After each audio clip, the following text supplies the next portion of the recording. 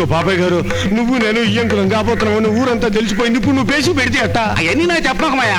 అన్నం లేకుండా పస్తులైనా ఉంటానేమో గానీ 7 ఏళ్ళు కట్నం లేని నా కొడుకు పెళ్లి మాత్రం జరగదు. ఏమిటి కిలో వంకాయలు 3 రూపాయలా? రూపాయి చేసుకోవయ్యా. గిట్టదమ్మా. గిట్టుబాటు కాదంటే అట్టా బావా, 7 ఏళ్ళు నేను ఇచ్చుకోలేను. ఇంకో మాట చెప్పు. మాట లేదు గిట్టలేదు, 2 రూపాయలు సత్తే కానీ తగ్గను. ఇదిగో ఆఖరి మాట చెప్పవయ్యా. ఆఖరి మాట చెప్తా ఉన్నా, 4 ఏళ్ళు చేసుకో. 1 రూపాయి తక్కువైనా పెళ్లి ఏమాత్రం జరగదు. అంత కట్నం చేస్తే ఆడిని కూతురు చంపేస్తాడేమో. అయినా ఆడికే ఇచ్చి చేస్తా. ఎందుకని? ఆడు సోడ బాగా కొడతాడయ్యా. తాలిబొట్టు తీసిస్తా. బోర్ నేడిసిందయ్యా మా ఆడదే.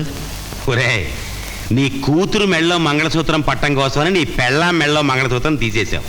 ఓ మనిషి పోతుంటే ఇంకో మనిషి పుట్టడంలా అలాగే ఈ మంగళసూత్రాలు కూడా బ్యాలెన్స్ అవ్వాలి. 4,000 కావాలన్నావు కదా? అవునయ్యా. ఇదిగో 3,500 పట్టుకు. ఏంది బాబా ఇది? 4,000 కదయ్యా నిన్ను అడిగిందే. వడ్డీ మినహాయించుకున్నాను లేరా? 4,000 కట్నం ఇస్తాను ఒప్పుకున్నానయ్యా. 4,000 ఇప్పించయ్యా. 500 కదా, ఇంకెక్కడన్నా పట్టుకెళ్ళు. నాకు ఈ ఊళ్ళో ఎవరు ఇస్తారయ్యా? లేకపోతే నీ కాళ్ళ కాడికి ఎందుకు వస్తాను? ఇప్పించయ్యా. ఆ విసునకర్ర అందుకో కాస్త. ఉక్కపోతుందయ్యా.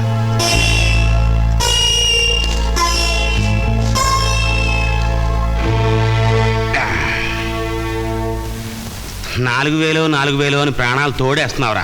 ఇవిగో ఇవి 3,500 కదా? అవునయ్యా. ఇవి 500, మొత్తం 4,000 పట్టుకెళ్ళు. ధర్మరాజయ్యా, నువ్వు 10 కాలాలు పడి చల్లగా ఉండాలి. అమ్మ ముసలోడా.